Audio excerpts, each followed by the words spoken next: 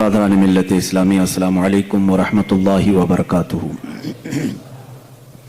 الحمدللہ الحنان المنان الذي خلق الانسان وعلمه البیان والصلاة والسلام على رسوله سید الانس والجان وعلى آلہ واصحابہ ذوی الخیر والاحسان، اما بعد فاعوذ باللہ من الشیطان الرجیم، بسم اللہ الرحمن الرحیم۔ ان الدین عند اللہ الاسلام، وقال اللہ تعالی فی مقام آخر ومن یبتغی غیر الاسلام دینا فلن يقبل منہ، صدق اللہ مولانا العظیم وبلغنا رسولہ النبی الامین المتین المختار الکریم ونحن على ذلك لمن الشاہدین والشاکرین والحمد للہ رب العالمین۔ بارگاہ رسالت معاذ صلی اللہ علیہ وسلم میں درود پاک کا ہدیہ پیش کریں۔ اللہم صلی علی سیدنا و مولانا محمد معدن الجود والکرم وآلہ واصحابہ الکرام وابنہ الکریم وبارک وسلم صلاة دائمتا سرمدا ابدا۔ اسلام کی فطرت میں قدرت نے وہ لچک دی ہے، اسلام کی فطرت میں قدرت نے وہ لچک دی ہے، جتنا ہی دباؤ گے اتنا ہی وہ ابھرے گا۔ اسلام تیری نبض نہ ڈوبے گی حشر تک، اسلام تیری نبض نہ ڈوبے گی حشر تک، تیری رگوں میں رواں خون ہے چار یار کہاں۔ عزیزان گرامی وقار، آج کی اس محفل پاک میں یہ چاہتا ہوں کہ جس دین متین کے ساتھ ہم وابستہ ہیں، جس سچے دین پر ہم آج قائم ہیں، اس کی جامعیت، اس کے کمال اور اس کے شمول کو میں آپ کے سامنے رکھوں کہ اسلام ہے کیا آخر، اسلام کسے کہتے ہیں۔ اور میرا یہ دعویٰ ہے، بلکہ یہ قرآن کا فرمان ہے۔ اللہ رب العزت نے فرما دیا کہ دین اگر کوئی ہے تو وہ صرف اسلام ہے، اور اللہ تعالیٰ نے یہ فرمایا جو اسلام کے علاوہ دوسرا دین لے کر آئے گا قیامت کے دن وہ قبول نہیں کیا جائے گا۔ وَمَن يَبْتَغِ غَيْرَ الْإِسْلَامِ، جو غیر اسلام کی طرف توجہ کرتا ہے اسلام کو چھوڑ کر، فَلَن يُقْبَلَ مِنْهُ، قیامت کے دن ہرگز قبول نہیں کیا جائے گا۔ وَهُوَ فِي الْآخِرَةِ مِنَ الْخَاسِرِينَ، اور وہ آخرت میں نقصان اٹھانے والوں میں سے ہوگا۔ اس کا مطلب یہ ہے کہ پورے نوع انسانی، جتنے بھی انسان ہیں، آدم علیہ السلام سے لے کر قیامت تک پیدا ہونے والوں کے لیے اگر انسان کے مزاج اور طبیعت سے ملتا جلتا کوئی دین ہے تو صرف اسلام ہے، وہ اسلام ہے۔ اور اسلام صرف رسول کریم صلی اللہ تعالی علیہ وسلم سے نہیں چلا ہے، بلکہ اسلام آدم علیہ السلام سے ہے۔ دنیا کا سب سے پہلا دین بھی اسلام ہی ہے، یہ ہمارا دعویٰ ہے، کیونکہ جس دین کی دعوت دینے کے لیے آدم علیہ السلام تشریف لائے وہ بھی عقیدہ وحدانیت ہی ہے، اللہ ایک ہے۔ رب العزت پر ایمان لانا اور آخرت پر ایمان لانا، یہ دو ایسی چیزیں ہیں جو سارے نبیوں نے اس کی دعوت دی ہے، سارے نبیوں نے اس کا انکار کوئی بھی نبی کی شریعت نہیں کر سکتی۔ آج بھی یہودی ہوں، عیسائی ہوں، ان کی بھی کتابوں میں اور ان کے دین میں یہ بات ہے، خدا پر ایمان لانا ہے اور آخرت پر ایمان لانا ہے۔ آج وہ بھی خدا کو مانتے ہیں لیکن اس کے ساتھ کسی اور کو بھی شریک کر لیتے ہیں، آخرت کو وہ بھی مانتے ہیں۔ یہ دو چیزیں ایسی ہیں جس کی دعوت سارے نبیوں نے دی ہے۔ آج میں آپ کے ذہن کو قریب کرنا چاہتا ہوں، کیا ہمارے لیے یہ بات ضروری نہیں ہے کہ ہم جس دین پہ چل رہے ہیں، جس اسلام پر ہماری پوری زندگی چل رہی ہے، اس اسلام کے کمال اور اس کی خصوصیات کو بھی تو میں پہچان لوں۔ آج حال یہ ہے کہ ہم مسلمان گھر میں پیدا ہو گئے، اس لیے کبھی سوچا ہی نہیں کہ اسلام ہے کیا، ہونا یہ چاہیے۔ میں سمجھتا ہوں کہ کئی ایسے نان مسلم ہیں جو یورپین کنٹریز میں ہوں یا امریکہ، افریقہ وغیرہ کے جو تحقیق کرنے والے لوگ ہیں، وہ مسلمان بچوں سے زیادہ انہوں نے اسلام کو پڑھا ہے، کیونکہ وہ مسلمان تھے نہیں، انہوں نے اسلام کو بہت باریکی سے پڑھا اور تب جا کر کے وہ اسلام قبول بھی کیا اور ان کو اسلام کی اہمیت کا اندازہ بھی ہے۔ آج میں یہ باتیں آپ کے سامنے اس لیے کرنا چاہتا ہوں کہ ہمارا کوئی بھی بچہ یہ نہ سمجھے کہ کوئی ہلکا پھلکا دین ہے جو محلے سے چلا ہے۔ اگر یہ ہلکا پھلکا دین ہوتا تو 14 صدیوں تک چل بھی نہیں سکتا۔ بہت ساری جماعتیں آئیں، بہت ساری سوسائٹیاں آئیں، لیکن ان کا زمانے کے ساتھ وجود ختم ہو گیا۔ تنظیمیں، تحریکیں، کمیٹیاں یہ سب وجود میں آتی رہتی ہیں، اور کئی دین بھی آئے، بہت سارے دین بھی آئے، لیکن وہ ان کے شخصیات کے ساتھ ختم ہو گئیں۔ اسی لیے ہم یہ کہتے ہیں کہ رسول کریم صلی اللہ تعالی علیہ وسلم کی وفات کے بعد دین اسلام ختم نہیں ہوا، بلکہ یہ بڑھتا ہی رہا، بڑھتا ہی رہا، اس لیے کہ اللہ تعالیٰ نے اس دین کو انسانوں کی طبیعت کے بالکل عین مطابق بنایا ہے۔ اس کو ایکسپٹ کرنے میں کوئی بھی اشکال نہیں ہے، کوئی یہ نہیں کہہ سکتا کہ اس میں ایسی چیز ہے، اتنی ہارڈ ہے کہ میں کر نہیں پاؤں گا۔ جیسے میں اس کی کچھ خصوصیات آپ کو بتاؤں گا۔ اسلام دین فطرت ہے۔ دین فطرت کسے کہتے ہیں جانتے ہیں آپ؟ جو ہمارے فطرت کے مطابق ہو۔ فطرت کیا ہے؟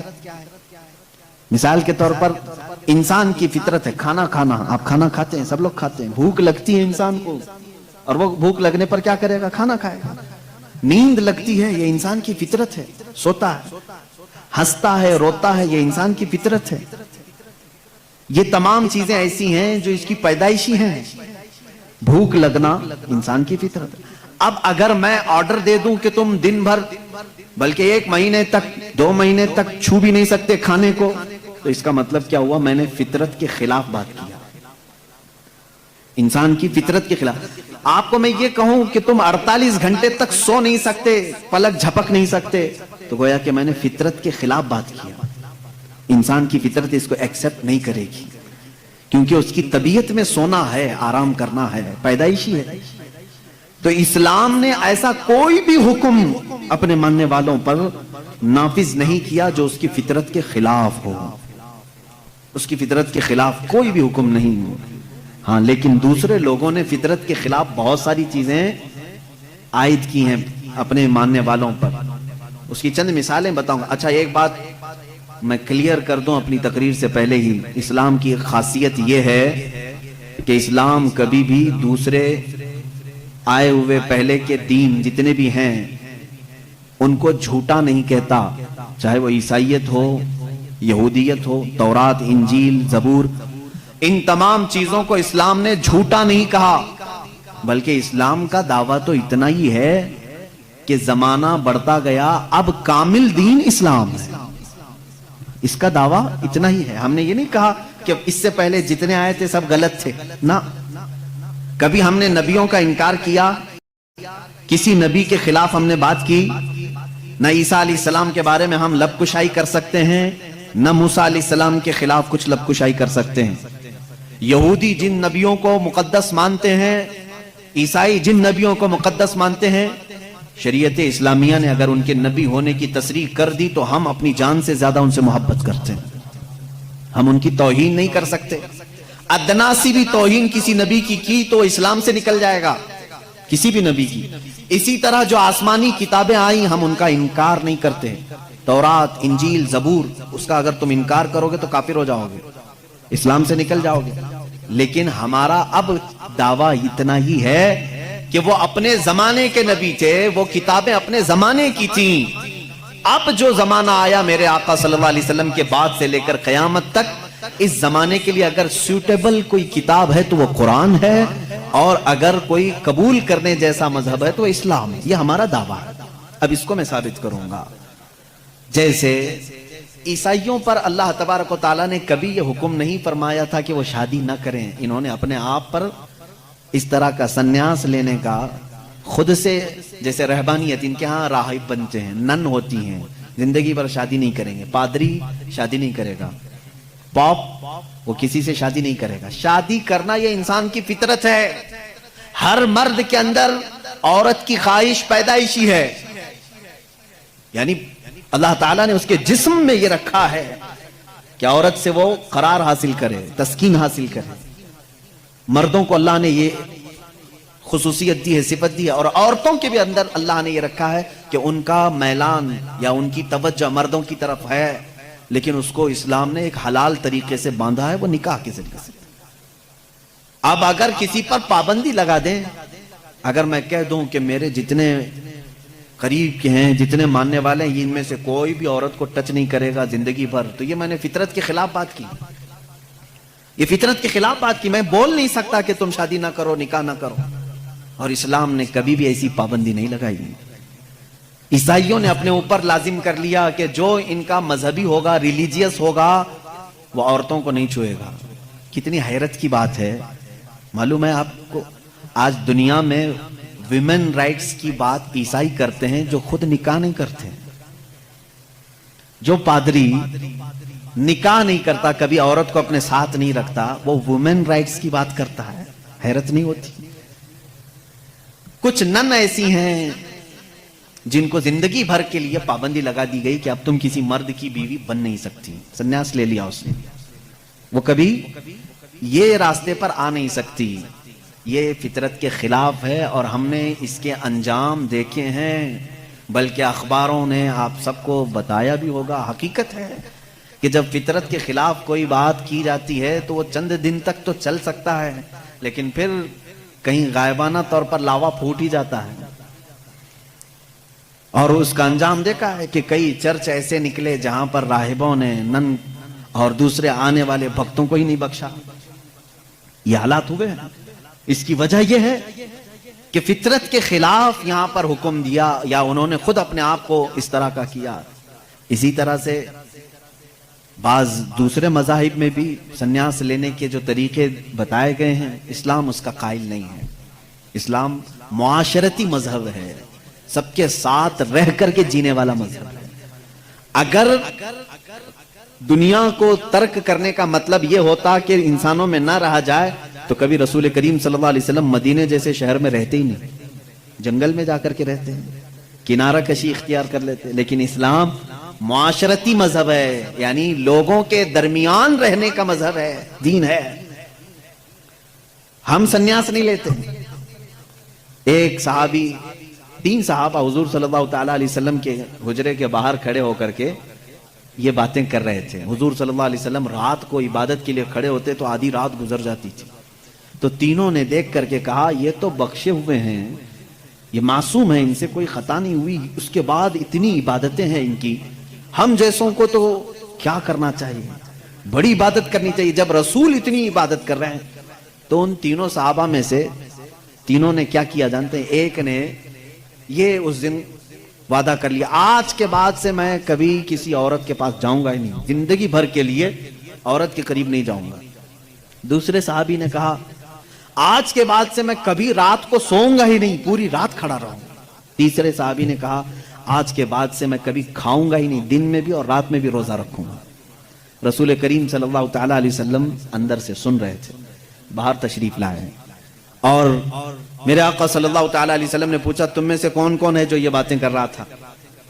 وہ صحابہ نے کہا کہ یا رسول اللہ صلی اللہ علیہ وسلم، ہم نے آپ کی عبادتوں کو دیکھ کر کے یہ کہا، جب آپ سید الانبیاء ہیں، معصوم ہیں، آپ اتنی عبادت کرتے ہیں تو پھر ہماری عبادت کا حال کیا ہونا چاہیے؟ ہمیں بہت زیادہ عبادت کرنے کی ضرورت ہے. اس لیے ہم نے ایسے ایسے عہد کیے. میں نے کہا ہے کہ آج سے میں عورتوں کو چھوؤں گا نہیں، کبھی کسی کے قریب نہیں جاؤں گا، نکاح کر کے بھی نہیں جاؤں گا. دوسرے نے کہا میں نے یہ کہا ہے کہ رات کو سوؤں گا نہیں. تیسرے نے کہا میں نے یہ کہا ہے کہ آج کے بعد سے کبھی کھاؤں گا نہیں. اللہ کے نبی صلی اللہ علیہ وسلم نے فرمایا اسلام یہ نہیں ہے، اسلام یہ نہیں ہے. میری سنت پر اگر عمل کرنا چاہتے ہو تو میں اللہ کی عبادت کا بھی حق ادا کرتا ہوں اور عورتوں کا بھی حق ادا کرتا ہوں. میں نے اپنی رات کو تقسیم کر رکھا ہے، بیویوں کے لیے بھی حق ہے اور اللہ کی عبادت کا بھی حق ہے. اور دوسرے سے کہا تم نے کہا کہ رات کو کبھی سوؤں گا ہی نہیں، یہ بھی ہمارا طریقہ نہیں ہے، تم فطرت کے خلاف بات کر رہے ہو، بیمار ہو سکتے ہو، روزانہ رات پورے نہیں سو رہے. اب یہاں اس پر میں رک کر کے کہوں گا حضور صلی اللہ علیہ وسلم نے اس صحابی کو منع کیا جو یہ کہہ رہے تھے میں رات بھر عبادت کروں گا. حضور نے فرمایا میری سنت یہ ہے کہ میں تھوڑی رات آرام کرتا ہوں اور تھوڑی رات اپنے رب کی عبادت بھی کرتا ہوں. تمہارے جسم کا بھی تم پر حق ہے، اس کو بھی آرام دو. اور پھر تیسرے صحابی سے کہا میری سنت یہ ہے کہ میں افطاری بھی کرتا ہوں اور سحری بھی کرتا ہوں اور روزہ بھی رکھتا ہوں. ایسا نہیں کہ پورا پابندی کر لیا، جبکہ وہ رسول جن کو اللہ تعالیٰ جنت سے کھلاتا پلاتا ہے، اس کے باوجود میرے آقا صلی اللہ علیہ وسلم فرماتے ہیں کہ کنٹینیو روزہ رکھنا نہیں چاہیے، کہ تمہارے جسم کا تم پر حق ہے، کمزوری آ جائے گی. حضور نے منع فرمایا میں ایک دن روزہ رکھتا ہوں ایک دن نہیں رکھتا، یا میں افطار کرتا ہوں شام کے وقت اور دن میں روزہ رکھتا ہوں. اس کا مطلب یہ ہے میرے عزیزو، اس پوری حدیث کا خلاصہ یہ ہے اللہ کے نبی صلی اللہ تعالی علیہ وسلم نے جو حکم دیے، اسلام کا خلاصہ یہ ہے کہ اس میں کہیں پر بھی افراط و تفریط نہیں، یعنی بہت تنگی والے حکم بھی نہیں اور بہت ڈھیل بھی نہیں. اسلام درمیانی راستہ ہے، درمیانی راستہ ہے. اب یہاں ان لوگوں کو سوچنا چاہیے، حضور نے جس صحابی کو رات بھر عبادت کرنے کے لیے منع کیا، یہاں رات بھر گیم کھیلنے والے لوگ موجود ہیں، پوری رات بھر عیاشی کرنے والے موجود ہیں. ان کو تو رات بھر کھڑے ہو کر کے عبادت کرنے کو میرے آقا نے منع کیا تھا. آرام کرو تھوڑی دیر، اپنے جسم کو راحت پہنچاؤ. اس طرح سے اسلام کی یہ خصوصیات ہے کہ اسلام انسان کی فطرت کے عین مطابق ہے، اسلام کی فطرت کے مطابق ہے. اسی لیے قرآن کہتا ہے لا یکلف اللہ نفسا الا وسعها. میں آج چیلنج کرتا ہوں، ایک ایسا حکم لا کر کے دکھا دو، ایک ایسا حکم اسلام میں کہ جس میں ایسا لگتا ہو کہ یہ انسان کے لیے بھاری ہے. ایسا نہیں ہونا چاہیے، ایسا نہیں ہونا چاہیے تھا. اسلام نے اپنے ماننے والوں پر یہ پابندی کیوں لگائی؟ ان کے پاس کیا ہے معلوم ہے؟ مخالفین اسلام کے پاس اگر وہ لائیں گے کوئی چیز تو یہ کہیں گے کہ اسلام سال میں ایک مرتبہ پورے مہینے بھر لوگوں کو بھوکا کیوں رکھتا ہے، بھوکا کیوں رکھتا ہے، جبکہ یہ انسان کی فطرت کے خلاف ہے. انسان کھانا پانی پسند کرتا ہے اور آپ اس کے کھانے پانی کو روک رہے ہیں. تو میں پہلا جواب تو یہ دوں گا کہ روزے رکھنے سے کتنے مسلمان مر گئے.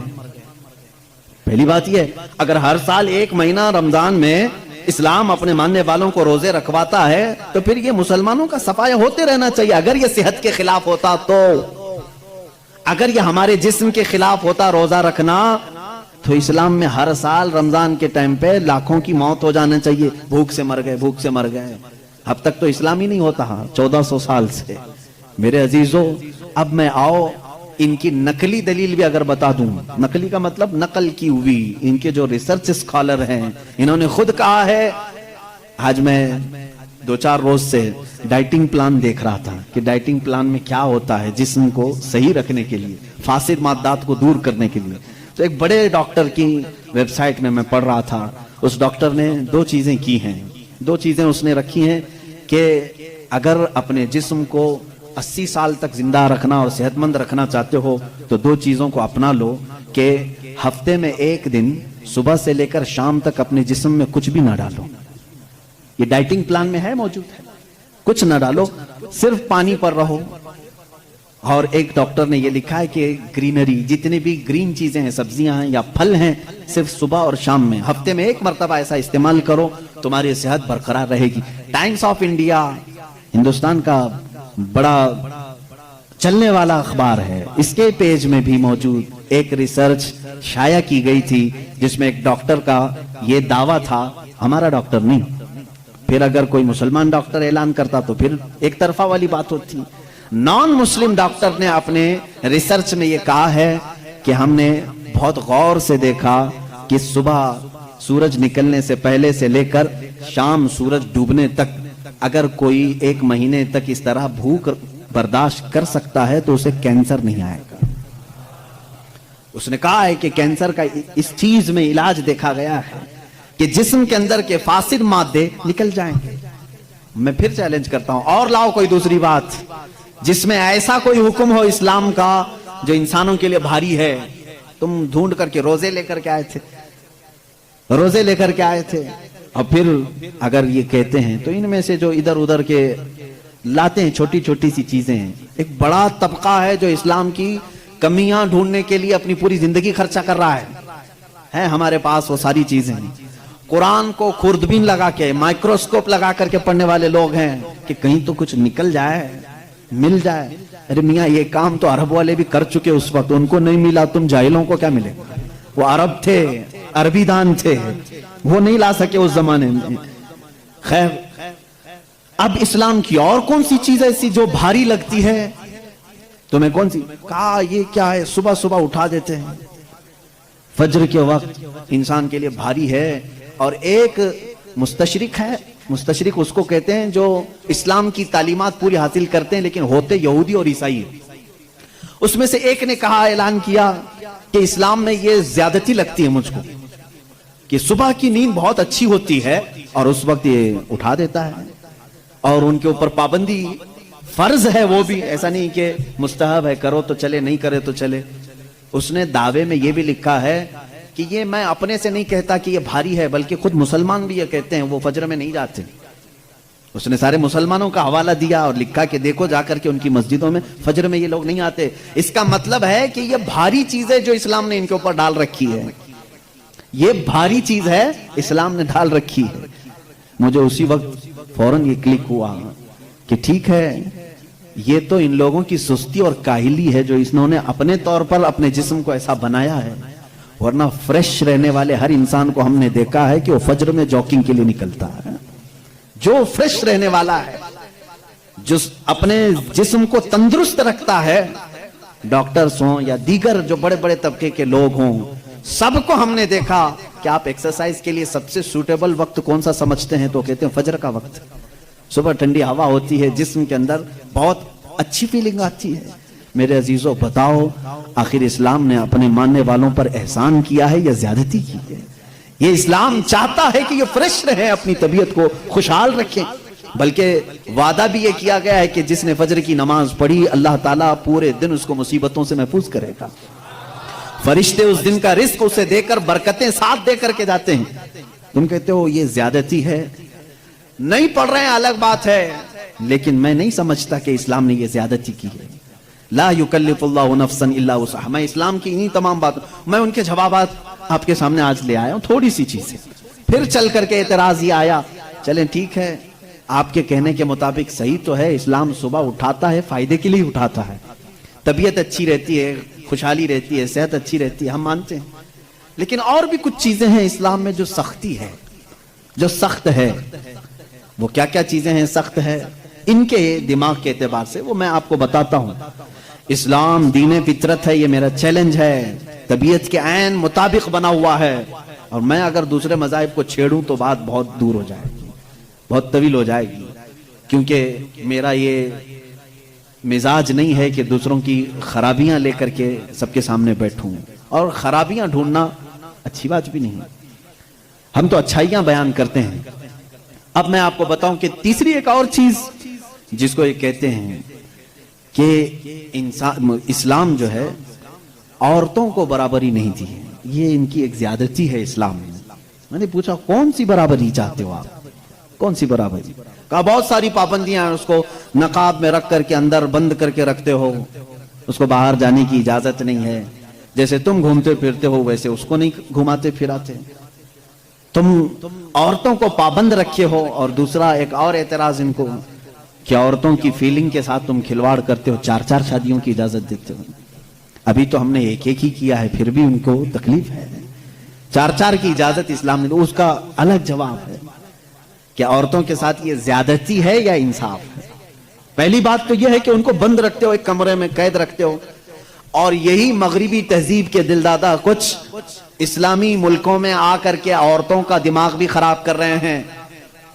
آ کر کے ان عورتوں کو بھڑکا رہے ہیں کہ تم باہر نکلو بینر لے کر کے، ہمارا جسم ہماری مرضی چلے گی، ہمارے اوپر کوئی پابندی نہیں چلے گی. ہر جگہ یہ چل رہا ہے آج. اور یہ لوگوں کو بتانا یہ چاہتے ہیں کہ اسلام نے عورتوں پر یہ سختی کی ہے، ان کو برابری کا درجہ نہیں دیا ہے. کون سی برابری تم چاہتے ہو؟ کون سی برابری؟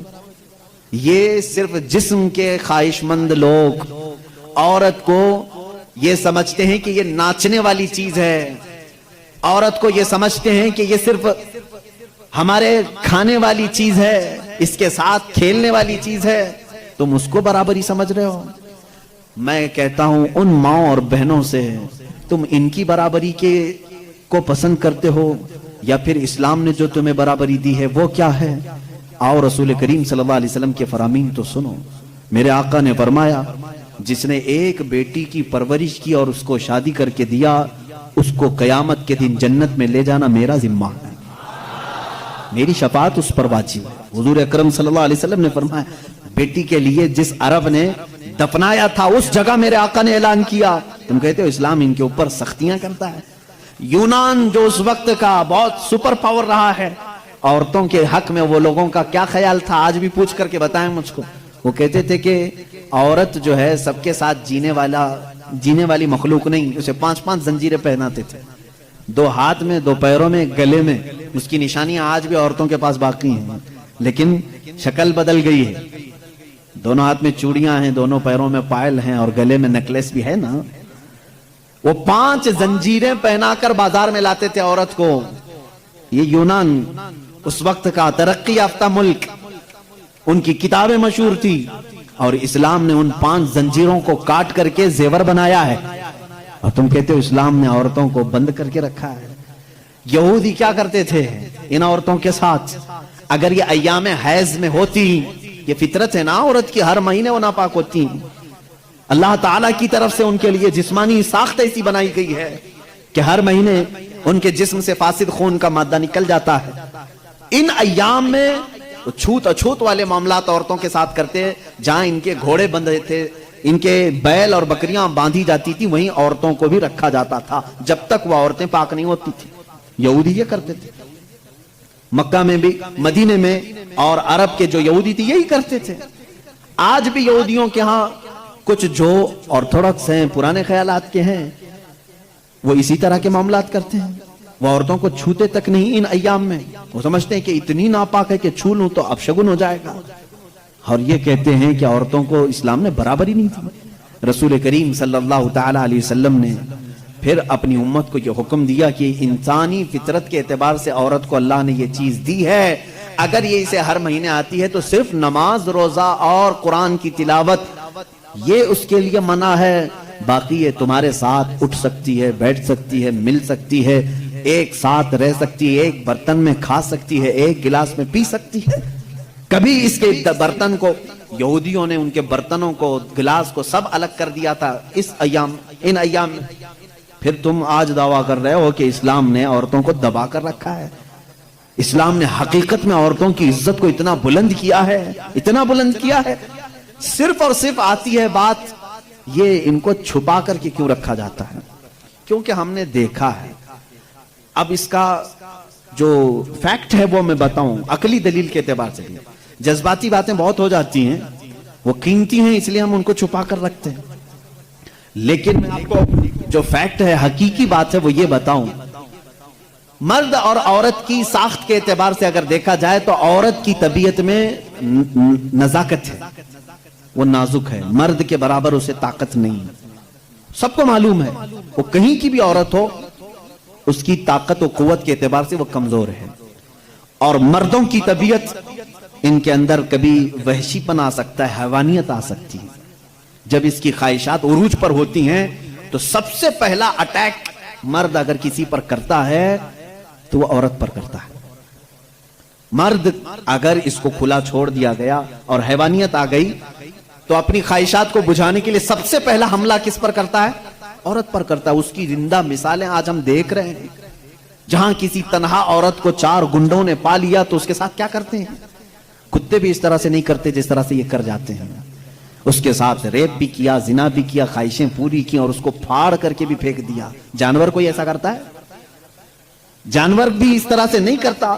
اس کا مطلب یہ ہے، رپورٹ یہ بتاتی ہے پوری دنیا کی کہ مرد کے اندر اگر شہوت کا غلبہ زیادہ ہو گیا اور اس وقت عورت اسے سامنے نظر آ گئی تو پھر یہ اپنی حیوانیت پر اتر کر سکتا ہے، اس کا ریپ بھی سب کچھ کر سکتا ہے. اس لیے اسلام نے ہمہ وقت عورتوں کو کہا کہ پتہ نہیں کہاں درندے ہیں، تم ہمیشہ اپنے آپ کو محفوظ رکھو. یہ نہیں کہ پکنک پر جاؤ تو ناک پر سکارف لگا لو، یہاں برے لوگ ہیں، خالی یہی کپل اچھے ہیں، دوسروں کی نظر پڑ جائے گی. اسلام نے ہر وقت کے لیے عورت کو یہ کہا ہے کہ تو اپنی حفاظت کی ذمہ داری خود رکھ لے. اس لیے کہ تیرے جسم کو دیکھنے کے بعد کئی ایسے مرد ہیں جن کی خواہشات انگڑائیاں لیتی ہیں اور پھر وہ حملہ کر سکتے ہیں. تمہاری جان کا بھی خطرہ ہے اس میں، صرف عزت لوٹنے کا نہیں، جان کا خطرہ ہے. ریپ کے بعد قتل ہوتے ہوئے نہیں دیکھے؟ ابھی سال نہیں گزرا ہوگا حیدرآباد میں، دلی میں کتنے واقعات ہوئے اچھے پڑھی لکھی لڑکیوں کے ساتھ، اچھے بڑے گھر کی لڑکیوں کے ساتھ. یہ معاملات ہوئے کہ نہیں ہوئے؟ اب یہ جب ہم جواب دیتے ہیں تو وہ یہ کہتے ہیں کہ مردوں کو آپ تلقین کریں کہ وہ عورتوں کو چھیڑ چھاڑ نہ کریں.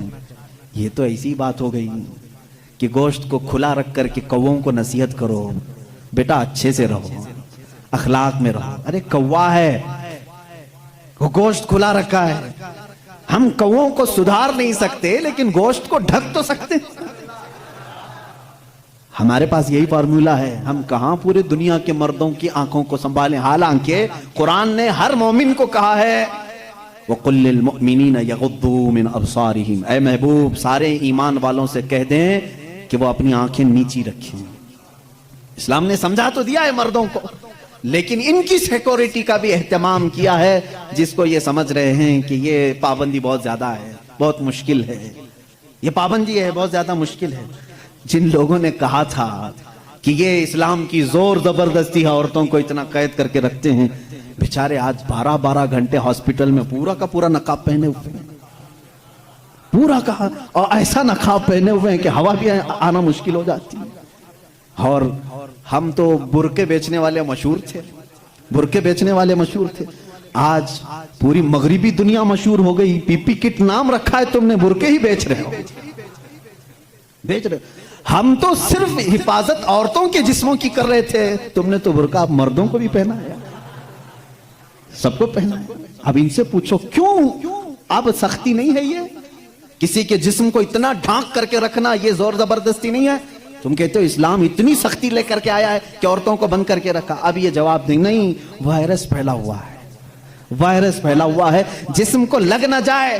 ارے نادان، یہی تو 1400 سال سے ہم کہہ رہے تھے، انسانوں کی آنکھوں کا وائرس بھی پھیلا ہوا ہے، کہیں ہماری بچیاں غیر محفوظ نہ ہو جائیں، کہیں کسی کے جسم میں یہ باتیں، یہ آنکھوں کا زہر سرایت نہ کر جائے، ان کے دل بہک نہ جائیں۔ اور میں بہت پہلے سے کہتا آ رہا ہوں، تحقیق یہ بتاتی ہے کہ مرد کی آنکھیں جب اس میں خواہش پیدا ہوتی ہے نا، ایک زہریلا مادہ نکلتا ہے، زہریلا مادہ نکلتا ہے۔ آپ دیکھو غور سے کسی چیز کو، نظر لگتی ہے نا، سب کا یہ تو معمول ہے، نظر لگتی ہے، وہ اس کی نظر لگ گئی، اس کی نظر لگ گئی، تقریباً سب لوگ مانتے ہیں نظر لگتی ہے، اور اسلام بھی کہتا ہے العین حق، نظر لگتی ہے۔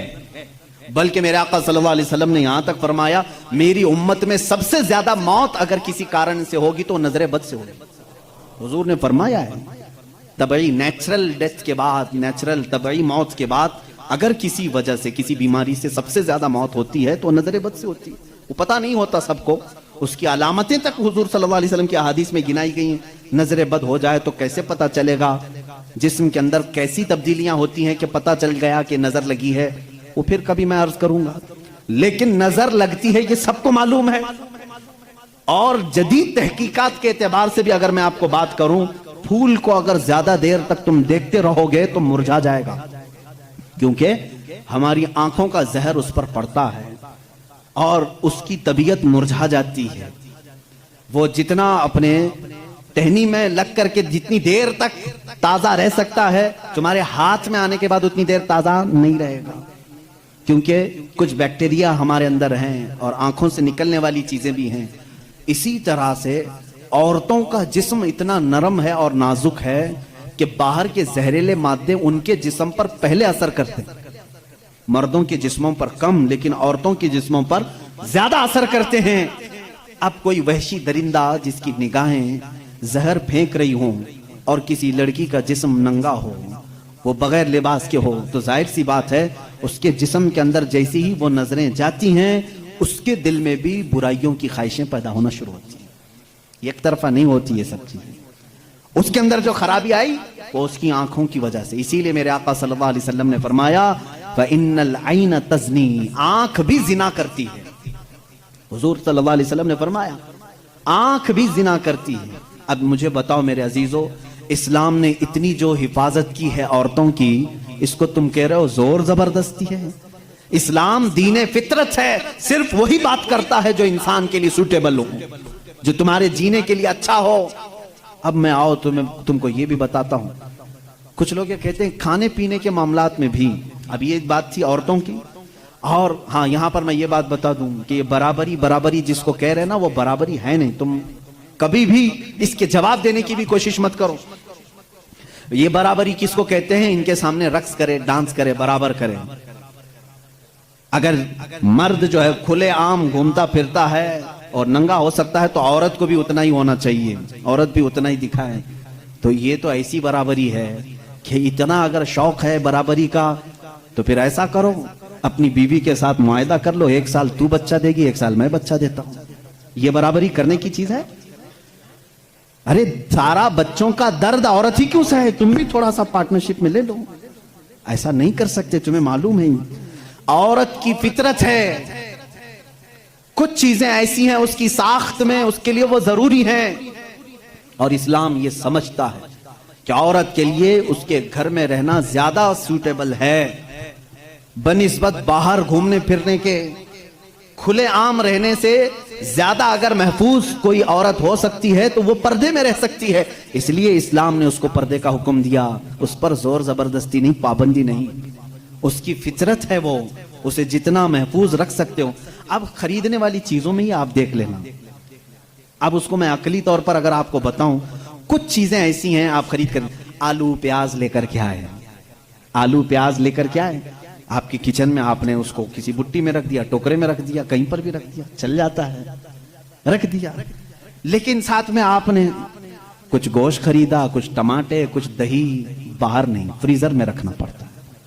بھائی ان کو دونوں کو برابری دو. دہی کو بھی ٹوکرے میں کیوں نہیں رکھتے؟ گوشت کو بھی باہر یہ اس ٹوکرے میں کیوں نہیں رکھتے؟ آپ خود کہیں گے. کچھ چیزیں ایسی ہوتی ہیں جن کی سیفٹی فریزر کے اندر ہے، کچھ چیزیں ایسی ہیں کہ وہ باہر رہ کر کے بھی سلامت ہیں.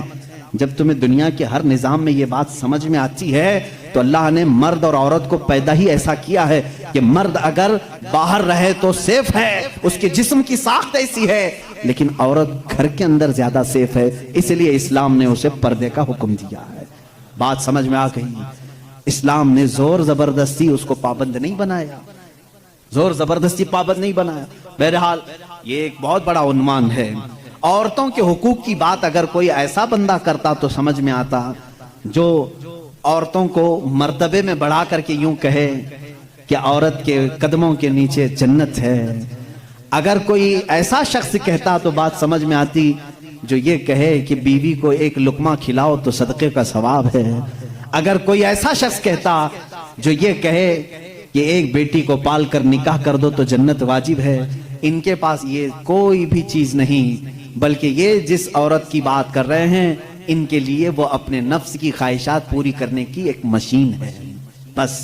اور اگر میری بات صحیح نہیں ہے تو چلو مغربی دنیا میں میں تمہیں دکھا دوں کہ وہاں شادی کسے کہتے ہیں، طلاق کسے کہتے ہیں، بچوں کا نظام کیا ہے. کثرت سے پورے یورپ میں آپ کو میں بتاؤں وہاں شادی کا نظام تک ختم کر کے رکھا گیا ہے.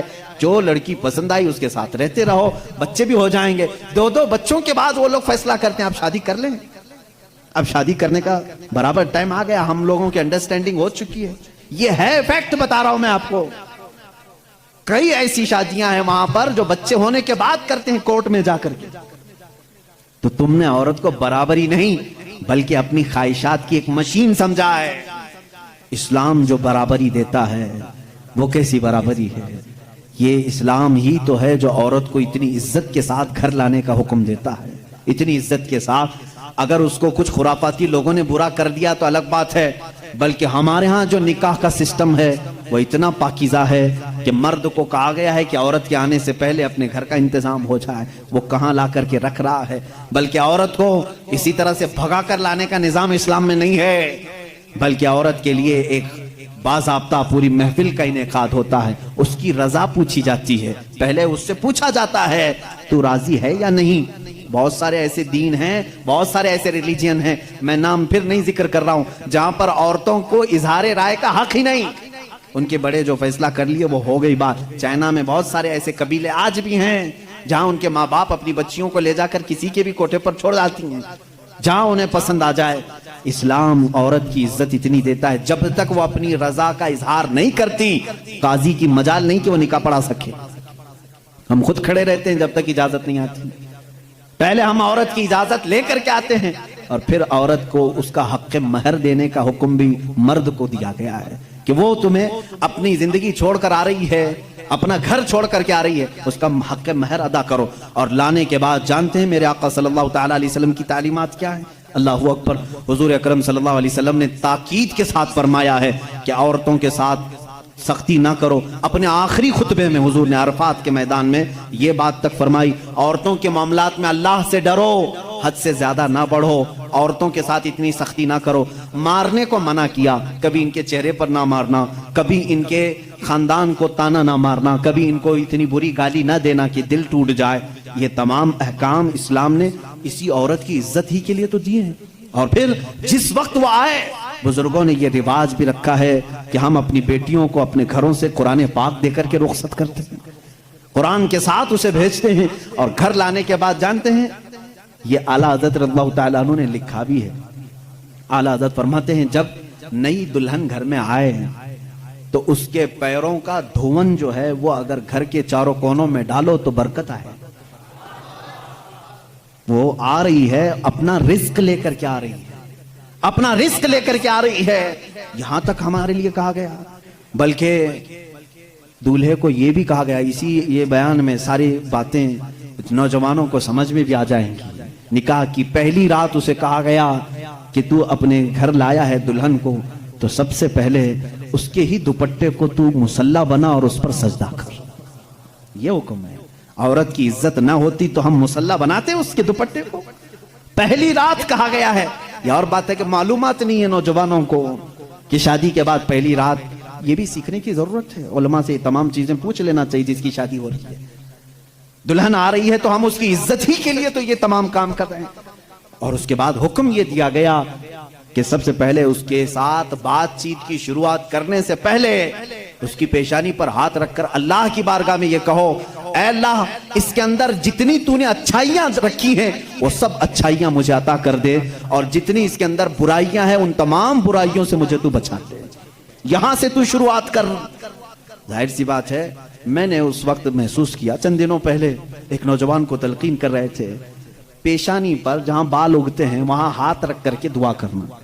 تو اس نے پوچھا کہ حضرت دعا تو ایسی ہی کر سکتے ہیں، پیشانی پر کیا؟ میں بھی چونک گیا۔ اس کو میں بتاؤں، میرے ایک استاد سے میں نے پوچھا کیا ایسا ہے کہ اپنی دلہن کی پیشانی پر ہاتھ رکھ کر کے اس طرح دعا کرنا چاہیے؟ انہوں نے کہا ہاں ہے، دعا تو کیسے بھی کریں، ہاتھ نہ رکھیں اور ہاتھ چھوڑیں ہاتھ اٹھائیں، سب دعا اللہ سنتا ہے، لیکن اس لیے پیشانی پر رکھ کر کے دعا کرنے کے لیے کہا گیا کہ وہ آج اپنے والدین کو چھوڑ کر کے آئی ہے، اس کے وسیلے سے اللہ جلدی دعا قبول کرے گا۔ اس کا دل مغموم ہے، وہ غمگین ہے، اور غم زدہ لوگوں کے ساتھ میرا مولا ہے۔ وہ اپنے والدین کو چھوڑ کر کے تیرے گھر آئی ہے، وہ مغموم ہے، بہت غم زدہ ہے، آج اس کی پیشانی پر ہاتھ رکھ کر کے دعا کرو۔ میرا اسی دن یہ ذہن سمجھ گیا کہ اسلام نے عورت کو وہ مقام دیا ہے، وہ عزت دی ہے۔ ہم نے اس کو اپنے جسموں کو سکون پہنچانے والا آلہ نہیں سمجھا، مشین نہیں سمجھا، بلکہ حقیقی مسلم وہ ہے جو اپنی عورت کی عزت بھی کرے، احترام بھی کرے۔ اللہ کے رسول صلی اللہ تعالیٰ علیہ وسلم نے جو فرامین دیے ہیں، عزیزان گرامی وقات، یہ نکاح کے اس سسٹم کو بھی میں آپ کو بتاؤں۔ کچھ تو وہ ہیں جو یہ اسلام کے خلاف بھونک رہے ہیں کہ عورتوں کے اوپر زور زبردستی ہوتی ہے اسلام میں، اور دوسروں کی کیا بات کروں، ہمارے ہندوستان پر بیٹھا ہوا میں کیا بتاؤں، یہ بھی بڑی عورتوں کی ہاں پیڑت مہیلائیں ہیں، مسلم پیڑت مہیلائیں جو خود بیوی کو چھوڑ بیٹھا ہے۔ ساری مسلم عورتیں پیڑت ہیں، اللہ اکبر۔ وہ خود اپنی بیوی کو دیکھنے نہیں جا سکا، زندگی ختم ہونے آ گئی، بال سفید ہو گئے، پیڑت مہیلائیں ہیں مسلمان۔ ہاں اگر اے مسلمانوں کوئی بھی ہم میں سے عورت پر زور زبردستی کرتا ہے، یاد رکھو میں تمہیں بتاؤں کہ قرآن کی قیامت کے دن اللہ جانوروں پر بھی اٹھائے ہوئے ہاتھ کا فیصلہ لے گا، تو عورت کی بات تو دور کی ہے۔ میرا عقیدہ تو یہ ہے، ایک عورت نے بلی کو باندھ رکھا تھا، بخاری شریف میں ہے، وہ مر گئی بلی، اور وہ عورت بہت عبادت گزار تھی، لیکن اللہ تعالیٰ نے فیصلہ فرمایا کہ اس عورت کو جہنم میں ڈالو۔ میری ایک مخلوق کو باندھ کر رکھی اس نے اور وہ مر گئی۔ ہمارا تو عقیدہ یہ ہے تم عورتوں پر اگر ظلم کرتے ہو تو تم ذمہ دار ہو، لیکن اسلام نہیں۔ اسلام وہ کامل دین ہے۔ یہ بیچارے کیا پڑھ پائیں گے جن کو کبھی ڈھنگ کی سپیلنگ نہیں آتی، کبھی یہ ایک ایسا ہوتا ہے کہ ڈمرو بجاؤ تو کوئی ناچتا ہے، اسی طرح سے کچھ لوگ پیچھے سے کچھ لکھ کر کے دیں، کچھ بیان کرنے کے لیے ہیں، تو کچھ لوگ کہہ جاتے ہیں، ان کو خود نالج نہیں ہوتی، ایسے ہی کچھ لوگ اسلام پر بھی بھونکتے ہیں۔ اب اگر یہ ٹاپک اگر میں چھیڑوں 3 طلاق کے، تو اور بڑے معاملات ہیں۔ 3 طلاق کے لیے اسلام نے زور زبردستی کی ہے، عورتوں پر ظلم ہے، یہ پیڑت ہیں، یہ مہیلا ہیں، ان کو انصاف دلانا چاہیے۔ 3 طلاق دینا، پہلی بات یہ سمجھے ہی نہیں۔ آپ تو سمجھتے ہیں نا اسلام میں فجر کی نماز فرض ہے، ظہر کی نماز فرض ہے نا، عصر مغرب عشاء فرض ہے، طلاق دینا فرض ہے، فرض ہے. تو اتنا کیوں نہیں سمجھ رہے؟ کون کہتا ہے کہ ہر مسلمان 3 طلاق دینا فرض سمجھتا ہے؟ ارے وہ ایک ایگزٹ راستہ ہے. ہم کبھی بھی کسی بھی بندے کو نکاح پڑھاتے ہیں تو طلاق کا نام تک نہیں لیتے. اگر ذکر کر دیا نا کہ میں 5 سال کے بعد طلاق دینے کے لیے نکاح کر رہا ہوں تو وہ نکاح ہی حرام ہو گیا. بلکہ میں کہتا ہوں اگر تم نے نکاح میں یہ کہہ دیا 80 سال کے بعد میں چھوڑ دوں گا، یا 80 سال کا یہ کانٹریکٹ ہے میرا، تو نکاح نہیں ہے، وہ نکاح نہیں، اس کو متاع کہتے ہیں. ہم نکاح میں کبھی وقت متعین نہیں کر سکتے، بلکہ ہم تو لائف ٹائم کے لیے نکاح کر رہے ہوتے ہیں، لائف ٹائم کے لیے. لیکن انسانی زندگی میں کئی معاملات ایسے آتے ہیں کہ مزاج نہیں جم سکتا. ضروری نہیں ہے کہ ہر آدمی کا مزاج دوسرے سے جم جائے. کبھی ایسا ہو گیا تو اس کے لیے آپشن رکھنا چاہیے کہ نہیں رکھنا چاہیے؟ اس کے لیے آپشن رکھنا چاہیے کہ نہیں رکھنا چاہیے؟ ارے میاں تم کسی کو گاڑی میں بٹھا کر کے بھیج رہے ہو اور اس سے یہ کہو کہ چلنا ہی ہے، اگر وہ پوچھ لے گاڑی کے پہیے دونوں پنچر ہو گئے تو کیا کروں؟ کہا پھر بھی چلنا ہی ہے. یہ ظلم ہے، یہ زیادتی ہے. اس سے یہ کہنا چاہیے کہ اگر گاڑی کے پہیے پنچر ہو گئے، ٹائر پنچر ہو گئے تو قریب میں گیریج ہے، کھول کر کے بدلوا لو. معقول بات ہے کہ نہیں؟ اگر بیچ راستے میں نہیں تم پابندی لگا دے، نہیں ٹائر نہیں بدلنا، پنچر ہوئی اسی سے چلنا، یہ زیادتی ہے کہ نہیں؟ اب میں آپ کو بتاتا ہوں، 2 ٹائر لے کر کے چلے تھے شادی کے بعد، 2 ٹائر ہیں اور دونوں چل رہے ہیں تو ٹھیک ہے، ایک بھی پنچر ہوا تو کیا کرو؟ یہ کہتے ہیں نہیں پنچر ٹائر کے ساتھ ہی چلو. ارے بھائی کہیں اور گاڑی گڑے میں گر جائے گی. حکم یہ ہونا چاہیے کہ اگر پنچر ہو گیا تو ٹائر چینج کر سکتے ہو، تمہارے لیے آپشن ہونا چاہیے. بس اسلام کا تقاضا صرف اتنا ہی ہے کہ اگر کسی کی زندگی میں انبن ہو گئی، نہیں بن پائی، تو اس کے لیے ایک آپشن ہے کہ عورت کو وہ بھی ایک ساتھ 3 طلاق نہیں، اس کو حرام قرار دیا گیا ہے. شریعت میں ایک وقت میں 3 طلاق دے دینا حرام ہے. میں اس کا ببانگ دہل آج اعلان کرتا ہوں.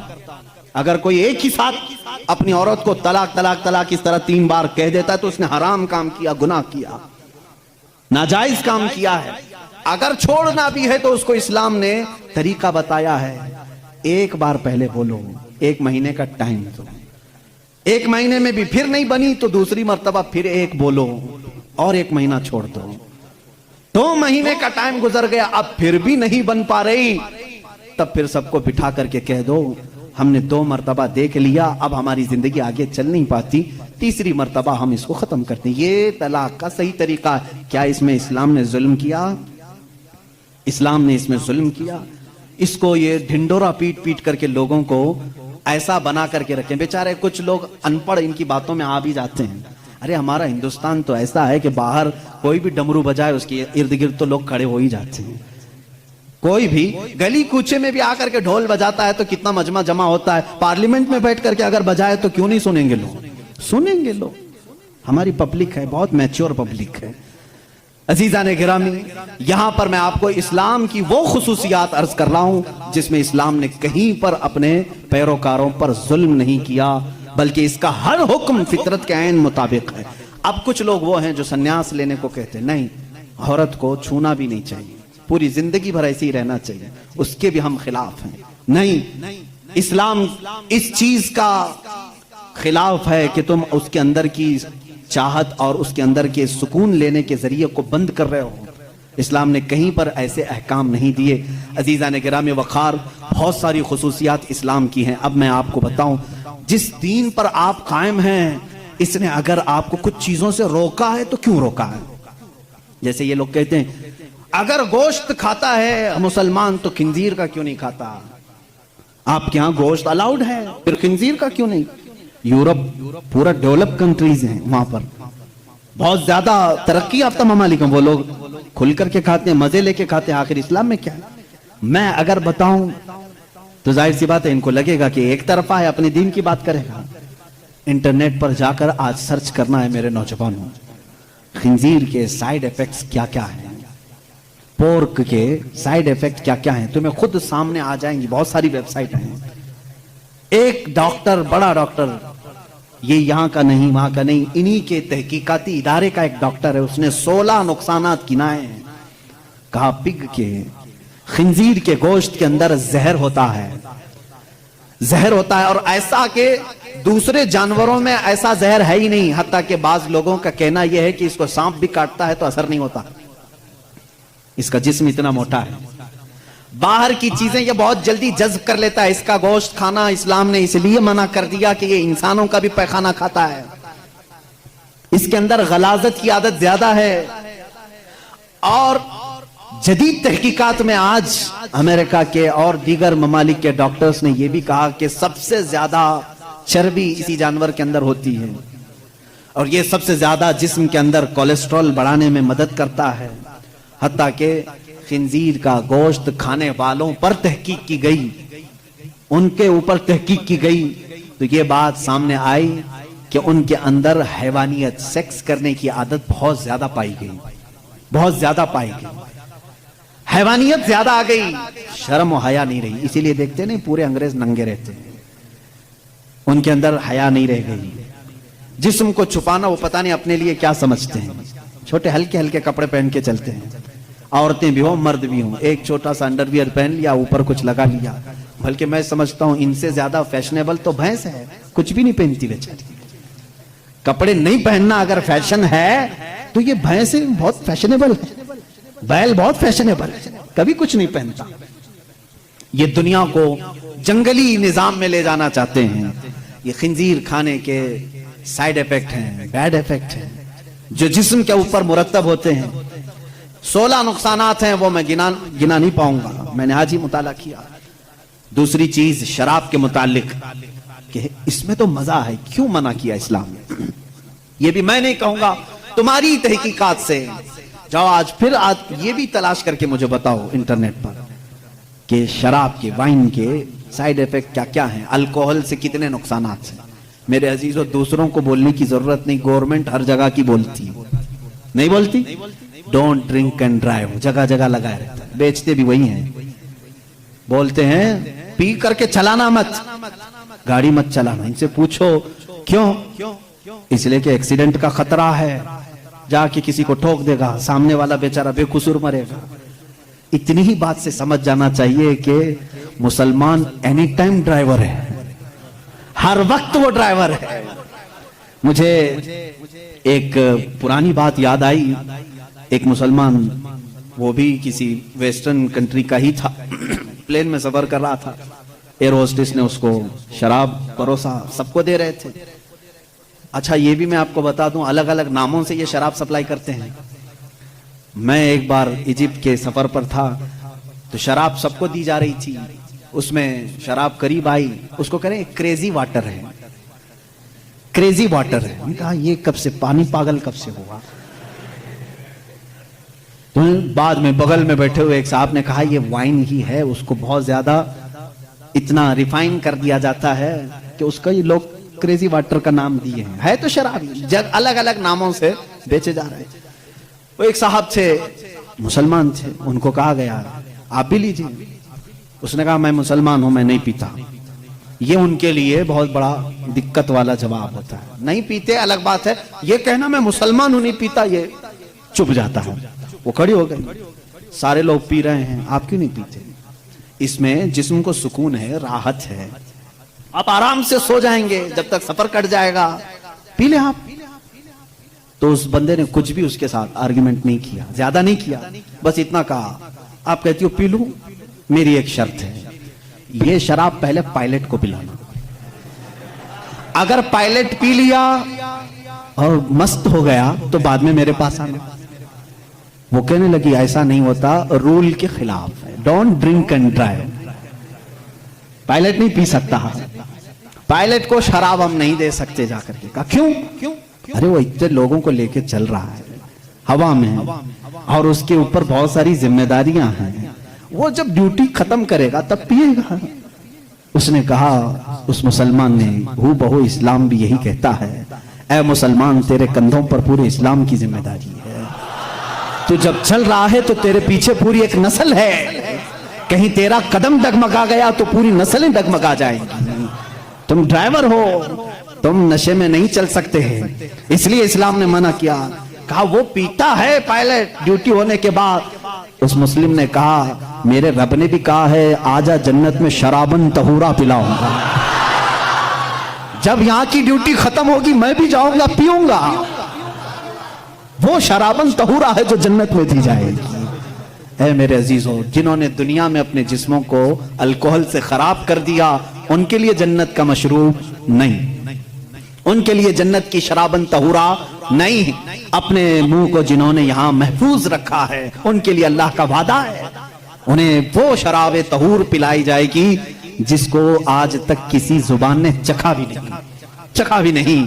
انشاءاللہ العزیز ہم سب کے لیے تیار ہے. اب یہاں پر میں جو بات کہہ رہا تھا, اسلام نے شراب سے اس لیے منع کیا ہے کہ شراب کے نقصانات گنائیں. اے میرے عزیزو, ان کو خود کو معلوم ہے, یہ منع کرتے ہیں شراب پینے کے لیے. ڈرائیورز کو منع کیا گیا ہے, بہت سارے لوگوں کو منع کرتے ہیں, ڈاکٹرز منع کرتے ہیں لیور خراب ہو جائیں گے, کڈنی خراب ہو جائیں گے. اتنے خراب ہونے والی چیز کو بیچتے کیوں ہیں؟ لائسنس آپ ہی دیتے ہو, آپ ہی دھندا چلاتے ہو. اسلام جو ہے اس کی اور تمہارے درمیان فرق یہ ہے, تم بھی منع کر رہے ہو, تقریباً پوری دنیا منع کرتی ہے شراب سے بچو, شراب سے بچو. تمہارے اور اسلام میں فرق یہ ہے, اسلام کہتا بھی ہے کرتا بھی ہے, اور تم صرف بولتے ہو اندر سے سپلائی کرتے ہو. اسلام نے اگر کہہ دیا شراب منع ہے تو میرے آقا نے فرمایا اس کا پیالہ رکھنا بھی جائز نہیں. یہ نہیں کہ سب کو شراب پینے کے لیے منع کر دیا اور بھٹا کھول کر کے رکھے ہیں, ایسا نہیں ہے. اسلام جڑ پر انگلی رکھتا ہے. اگر شراب منع ہے تو شراب بنانے والے آلے بھی توڑ دو. حضور صلی اللہ تعالیٰ علیہ وسلم نے جس دن اعلان کیا تھا مدینے میں سارے لوگوں نے وہ مٹکے بھی توڑ دیے تھے. ان سے پوچھو شراب پھینک دیتے, بعد میں دھو کے پانی بھر لیتے, کیوں نہیں بھرا؟ جن پیالوں میں شراب پی جاتی تھی اس کو تک توڑ دیا صحابہ نے جب شراب حرام ہوئی. پوچھا گیا یہ توڑنے کا فلسفہ سمجھ میں نہیں آیا, دھو کے رکھ لینا چاہیے تھا, دوسرے کام میں یوز ہوتا. کہا نا, اسلام کی حکمت یہ ہے کہ بعد میں کبھی اس کو دیکھ کر کے یاد بھی نہ آئے کہ اس میں ہم پیتے تھے, یاد بھی نہ آئے, اس کو توڑ دو جس میں شراب رکھی جاتی تھی. اسلام وہاں تک کی پابندی لگا چکا ہے. اے میرے عزیزو, بہت ساری خصوصیات ہیں. جس دین پر آپ قائم ہو یہی کامل دین ہے, یہی اکمل دین ہے. اس میں نقص اور عیب کی ایک بھی گنجائش نہیں. میرا ٹاپک اور طویل تھا لیکن وقت کی گنجائش نہیں ہے, ہمیں جلدی بات سمیٹنے کا کہا بھی گیا ہے. کل سے انشاءاللہ العزیز میں اور جلدی شروع کرنے کی کوشش کروں گا تاکہ آپ تمام حضرات اپنے وقت پر جلد سے جلد پہنچ جائیں. آخری میری چند باتیں یہ سن لو. جس دین فطرت پر آج ہم سب عمل کر رہے ہیں, اے میرے غیور نوجوانوں, میں نے کل بھی یہ بات کہی تھی کہ کبھی اپنے آپ کو ہلکا مت سمجھنا. تم جس دین پر قائم ہو فخر سے کہو گے کہ میں مسلم ہوں, فخر سے کہو گے الحمدللہ میں اسلام پر ہوں. کیونکہ دنیا آج اس طرح کے پروپیگنڈے پھیلا رہی ہے, یہ ٹی وی میڈیا کے ذریعے, یہ دجالی میڈیا ہے جو پورے بیٹھے ہوئے ہیں, یہ دجال کی فوج ہے. پورے حق کو باطل بنانا, باطل کو حق بنا کر کے پیش کرنا. ان کو دیکھیں, مسلمانوں کے بارے میں تھوڑی سی بات ملے کہیں پر بھی اس کو لا کر کے پروپیگنڈا پھیلایا جائے, ڈیبیٹ کے لیے بلایا جائے, زر خرید مولویوں کو بلا کر کے ان کو ذلیل کیا جائے. یہ سارے کام کیوں کرتے ہیں جانتے ہیں آپ؟ یہ ٹی وی شوز میں صرف اس لیے کہ یہ نوجوان اپنے آپ کو گلٹی فیل کرے, ارے کیا یار میں غلط کر دیا, مسلمان ہو گیا. دیکھو ہمارے مسلمانوں کے ساتھ کیا ہے. اور پھر یہ کیا کرنے لگتا ہے, دھیرے دھیرے اپنے آپ کو چھپانے لگتا ہے, دوسروں کے سامنے جا کر کے کہنے لگتا ہے نہیں نہیں نہیں میں ویسا مسلمان نہیں ہوں, ایسا مسلمان نہیں. تم صفائی دینے لگ جاتے ہو, ان کی باتوں میں آ گئے, تم ان دجالی لوگوں کی باتوں میں بہک گئے. تمہیں فخر سے یہ کہنا چاہیے تھا تم جس کا پروپیگنڈا کر رہے ہو میں اس مسلمان کو نہیں مانتا جو غلط کرتا ہے. میں تو جس مسلمان کو اپنا آئیڈیل سمجھتا ہوں وہ حیدر کرار ہے. میں جس مسلمان کو آئیڈیل سمجھتا ہوں وہ عثمان ابن عفان ہے. میں جس کو آئیڈیل سمجھتا ہوں وہ عمر فاروق ہے. میں جس کو آئیڈیل سمجھتا ہوں وہ صدیق اکبر ہے. بلکہ میرا پورا نمونہ زندگی اگر کسی کے ارد گرد گھومتا ہے وہ محمد رسول اللہ ہے. میں کسی ایسا کا عاشق نہیں ہوں کہ تم مجھے بلیم کرو کہ تم کمزور لوگ ہو, تم لوگ ایسے ہو ویسے ہو. نہ, میں کبھی بھی اسلام کو ہلکا نہیں سمجھتا. ہو سکتا ہے میرے سے خرابیاں ہو جائیں, غلط کام ہو جائے, لیکن میرا دین ہلکا نہیں ہے, میرا دین ہلکا نہیں ہے. تم ہمیشہ پراؤڈ فیل کرو, ہمیشہ اپنے آپ کو فخر سے محسوس کرو. انشاءاللہ العزیز دنیا میں بھی اللہ تعالیٰ نے ہمیں عزت سے ہی رکھا ہے. کیا یہ عزت نہیں ہے میرے عزیزوں؟ آج بھی یہ عزت نہیں سمجھتے اس کو کہ اللہ تعالیٰ تمہیں حلال کھلا رہا ہے, پاکیزہ کھلا رہا ہے. تمہیں کتنی باتوں کو اللہ تعالیٰ نے پاک کر کے رکھا ہے جانتے ہیں؟ تم کو وحشی قوم میں نہیں رکھا, تم کو زنا سے روکا گیا ہے, جس کو آج پوری دنیا بھی یہ سمجھتی ہے. اچھا یہ بات بھی میں آپ کو بتا دوں, جن لوگوں نے یہ کہا ہے کہ کھلے عام چھوڑ دینا چاہیے, سب جس کو پسند کریں, سب ایک دوسرے کے ساتھ گڈمنڈ ہو جائیں, مرد عورتوں کے ساتھ اختلاط کریں, عقلی دلیلیں بہت لاتے ہیں, تو ان سے کہو اپنی بہن اور بھائی کے نکاح کو کیوں تم غلط سمجھتے ہو؟ کر لینا چاہیے پھر. نہیں, آج پوری دنیا اس کا انکار کرتی ہے. بھائی اور بہن کا ریلیشن نہیں ہو سکتا نکاح میں, نہیں ہو سکتا. حالانکہ عقل کے اعتبار سے کیا ہے, وہ مرد ہے یا عورت ہے, مل جانا چاہیے. نہیں تسلیم کرتے. یہ پھر ہم کو کہتے نہیں اخلاق ایسے نہیں ہیں کہ بہن کے ساتھ نکاح نہیں کرنا چاہیے.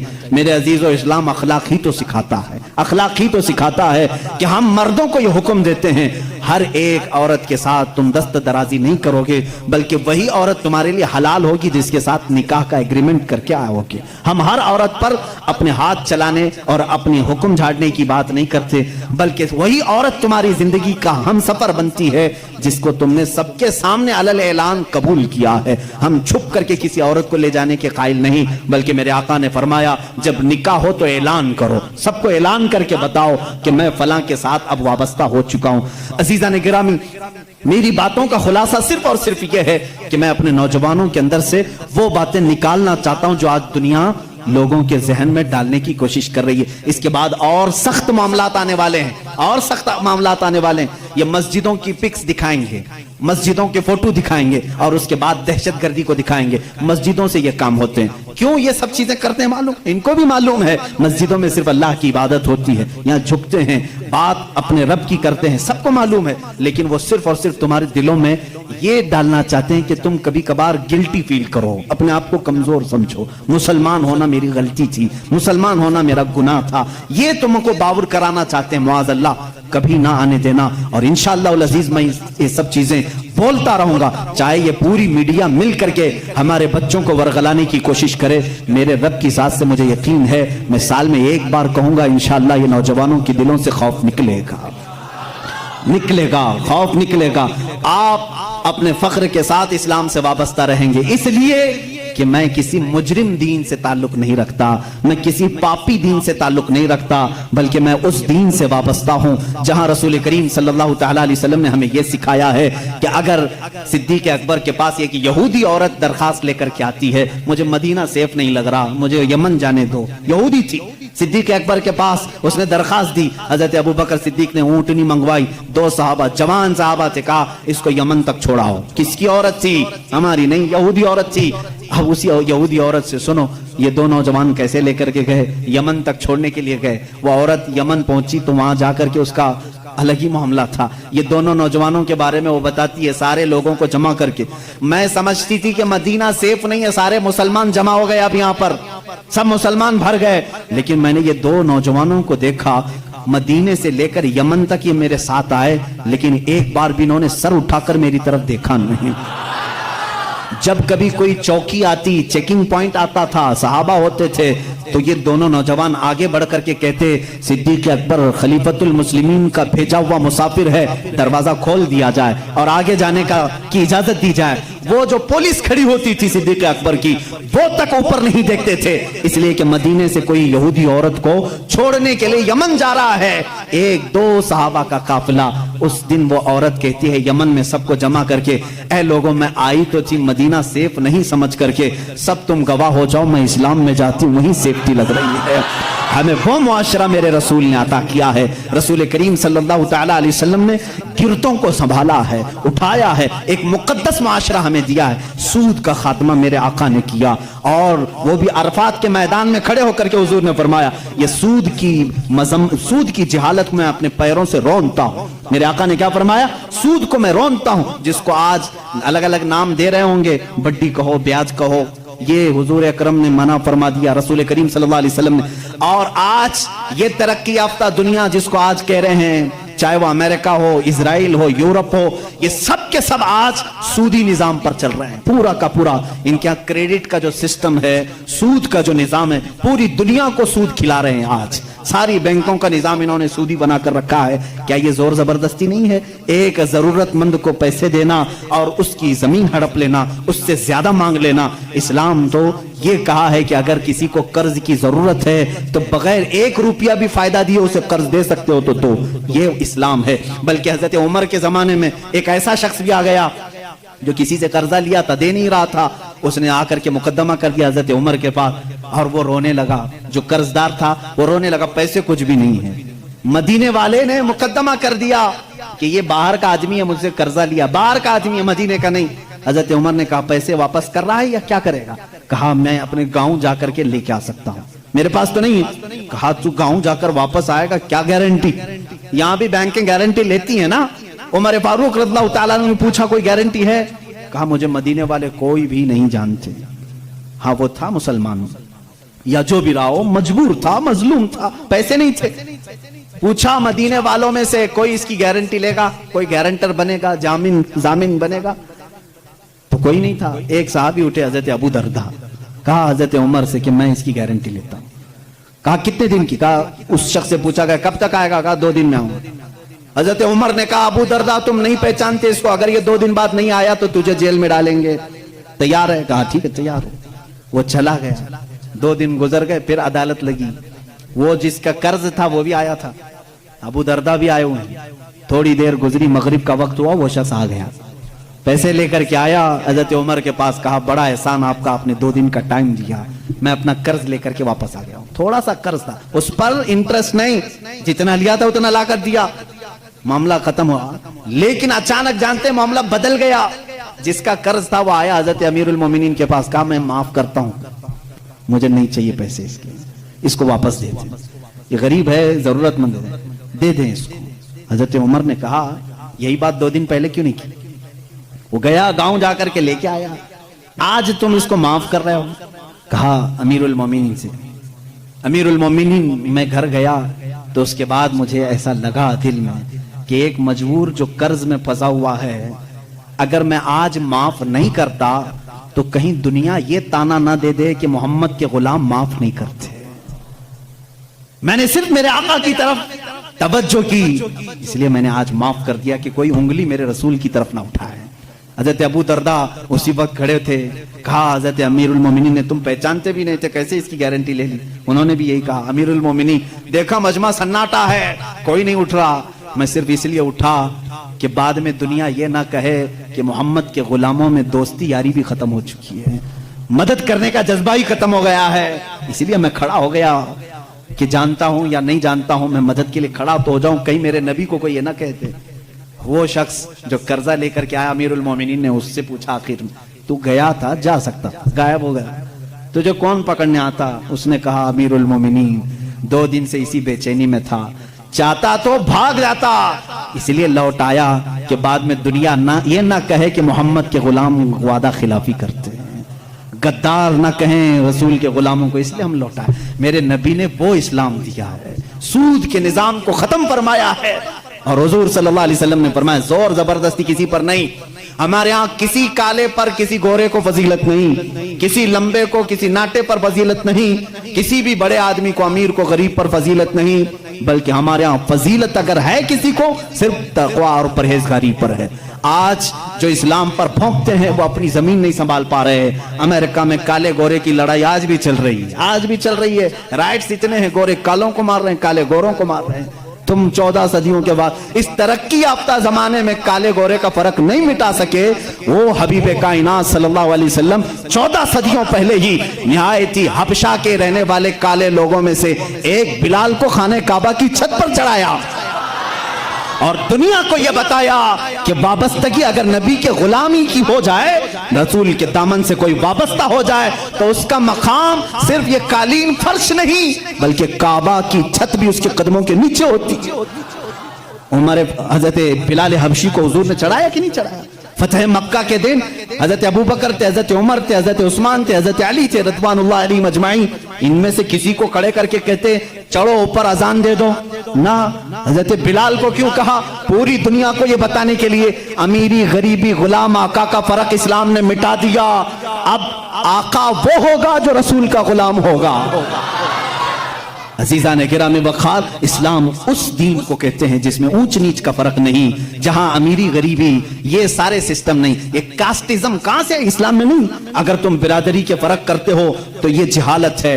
ہمارے یہاں ان تمام چیزوں کی مذمت کی گئی ہے، اور یہ اسلام پر بھونکنے والے لوگوں سے پھر میں کہتا ہوں ذرا اپنے دامن میں جھانک کر کے دیکھ لو، آج بھی تمہارے یہاں مار توڑ ہے، اس برادری کا آدمی اس برادری سے شادی نہیں کر سکتا۔ ارے راجستھان میں آج بھی ہے، چھوٹی برادری والوں کو اگر وہ آ کر کے پانی کے گلاس کو ہاتھ بھی لگا دیے تو ان کا گلاس توڑ دیا جاتا ہے، آج بھی ہے۔ دلت لوگوں کے ساتھ آج بھی یہ ناانصافی ہے۔ ہندوستان کی بات کر رہا ہوں، اور اسلام اس دین کو کہتے ہیں جہاں سب امیر غریب ایک ہو گئے۔ اسی لیے شاعر نے کہا تھا، شاعر مشرق نے، کہ آ گیا عین لڑائی میں گر وقت نماز۔ یہ اسلام کا فلسفہ ہے۔ آخری میں سمجھا رہا ہوں، اسلام کی ایکویلٹی کو، مساوات کو تم کیا سمجھ سکو گے؟ آج یہ جو برابری کے حقوق کی بات کرتے ہیں، میں ان سے کہتا ہوں ذرا کبھی کسی دلت کو پنڈت بنا کے دکھاؤ، کسی دلت کو، کسی ایس سی ایس ٹی کو تم اپنے مندر کا پجاری بنا کے دکھاؤ، نہیں، اب شگن ہو جائے گا، اب شگن ہو جائے گا۔ اس کو تو حق نہیں، دلت کو حق نہیں ہے کہ وہ دھارمک چیزیں، بلکہ اتر پردیش میں ایک ایسے پروفیسر بھی ہیں، میں جب دلی گیا تھا وہاں پر اس کے بیٹے سے ملاقات ہوئی تھی، انہوں نے کہا تھا وہ اس کے باپ سنسکرت کتنے سالوں سے پڑھ رہے ہیں اور پڑھا رہے ہیں، لیکن ہمیشہ گاؤں والے مارتے ہیں کہ سنسکرت زبان صرف برہمن لوگ پڑھ سکتے ہیں، تو دلت ہے۔ یہ کاسٹزم یہاں پر بھی چل رہا ہے، اس کے خلاف کیوں نہیں کوئی قانون لاتے؟ مندروں میں پجاری اور پنڈت دلت برادری کے بھی لوگ ہونا چاہیے، یہ میں ان کی طرف سے آواز اٹھا رہا ہوں۔ لاؤ تم، آؤ ادھر مسجد کے مصلی پر دیکھو، مسجد کے مصلی کے لیے کہیں پر بھی یہ شرط نہیں خان ہونا چاہیے، پٹھان ہونا چاہیے، بلکہ یہاں پر شرط یہ ہے حافظ قرآن ہو، بس وہ ہمارے سروں کے لیے امام ہے، وہ ہماری نمازوں کا امام ہے۔ اگر علم دین مصطفیٰ ہے وہ ہمارے نمازوں کا امام ہے، اگر وہ تقویٰ و طہارت تجوید کو جانتا ہے وہ ہمارا امام ہے۔ شریعت صرف اتنا کہتی ہے ایمان ہو، باقی کسی بھی برادری کا ہو، ایمان ہو کسی بھی برادری کا ہو، وہ امام بن سکتا ہے، مسجد کے مصلی پہ بھی چڑھ سکتا ہے، ممبر پہ بھی چڑھ سکتا ہے، قرآن بھی پکڑ سکتا ہے، بلکہ تمہیں فتویٰ دینے کی اتھارٹی بھی رکھتا ہے، فتویٰ دینے کی اتھارٹی بھی رکھتا ہے۔ جانتے ہیں ہمارے کچھ مفتیان کرام ابھی ماضی قریب میں گزرے ہیں، آج اب بھی ایک بہت بڑے فقیہ موجود ہیں، میں نام ذکر نہیں کروں گا، بہت بڑے فقیہ ہیں جن کی تعظیم خود مرشد گرامی حضور تاج الشریعہ فرمایا کرتے تھے، وہ آج بھی موجود ہیں، لیکن وہ ایک پنڈت کے بیٹے ہیں، وہ پنڈت کے بیٹے ہیں۔ شروع میں خود ان کی گھر کے ماحول ایسے تھے، پورے ہندوانہ رسم و رواج تھے، لیکن مجاہد ملت کا قافلہ آیا تھا، وہ ایمان لائے اور درس نظامیہ پڑھا، عالم بنے، محدث بنے، فقیہ بنے۔ آج ان کی پوزیشن یہ ہے 60 مفتیوں کے بیچ میں بیٹھ کر کے وہ فتویٰ دیتے ہیں۔ یہ اسلام ہے، یہ اسلام ہے۔ ہم چھوٹی برادری، بڑی برادری، یہ بیچ کی برادری نہیں۔ اگر ایمان ہے تو تو ہمارے سر کا تاج ہے۔ اگر تیرے دل، مجھے یہاں کیوں بٹھایا؟ کبھی میرے سننے والوں نے یہ نہیں پوچھا کہ تمہاری برادری کیا ہے، کبھی نہیں پوچھا، بلکہ انہوں نے صرف یہی دیکھا ہے کہ بولتا تو نبی کی بات ہے، بس اتنی کافی ہے۔ اسی لیے آخری یہ شعر پر میں اپنی گفتگو ختم کرتا ہوں۔ اقبال نے کہا تھا، آ گیا عین لڑائی میں گر وقت نماز، قبلہ روحوں کے زمین بوس ہوئی قوم حجاز، ایک ہی صف میں کھڑے ہو گئے محمود و ایاز، نہ کوئی بندہ رہا نہ کوئی بندہ نواز۔ یہ ہے اسلام، جس صف میں میرے آقا صلی اللہ علیہ وسلم نے صدیق اکبر کو کھڑا کیا، بغل میں بلال حبشی کو بھی کھڑا کیا، ایک جگہ عمر فاروق کو کھڑا کیا ہے، عثمان ابن عفان جو اپنے وقت کے کروڑ پتی نہیں، ارب پتی۔ میں صرف آپ کو ان کے مال کا اگر تخمینہ بتا دوں، جب خلفائے راشدین کی بات آئے گی تو میں بتاؤں گا، ایک بار جنگ میں انہوں نے 3000 اونٹ دیے تھے، 3000 درہم دیے تھے۔ ابھی کا ویکیپیڈیا میں نے اس کا کیلکولیشن کر کے پوچھا کتنا ہوتا ہے 3000 درہم اس زمانے کا، آج کی ویلیو کیا ہے، تو اس میں بتاتے ہیں 1 ارب 16 کروڑ روپے۔ ایک وقت میں دان کرنے والا عثمان ابن عفان، ایک وقت میں خیرات کرنے والا، 1 ارب 16 کروڑ روپے خرچ کرنے والا عثمان ابن عفان اسی صف میں کھڑا ہے، اور بغل میں وہی علی کھڑا ہے جو دن میں 2 درہم کمایا کرتا۔ रज़वानुल्लाहि ताला अलैहिम अजमईन। इस फर्क को मिटाने का नाम इस्लाम है। मेरे अजीजों, इस्लाम को पढ़ो, समझो। मैं उनको भी दावत फिक्र देता हूं, यूं ही भौंकना अच्छी बात नहीं। बिजली आती है तो कुत्ते भी भौंकने लगते हैं, उन्हें क्या पता कि बिजली क्यों चमक रही है, अरे बारिश आने वाली है, उन्हें नहीं मालूम। इसी तरह मैं उनको दावत फिक्र देता हूं, उठाओ इस्लाम को, मेरे आका की सीरत को, कुरान को, इंशाअल्लाह तुम्हारा भी दिल खुल जाएगा और तुम भी समझ जाओगे कि इस्लाम किस चीज का नाम है। इस्लाम की फितरत में, कुदरत ने वो लचक दी है, जितना ही दबाओगे उतना ही वो उभरेगा। व आखिर दावाना अनिल हम्दुलिल्लाह।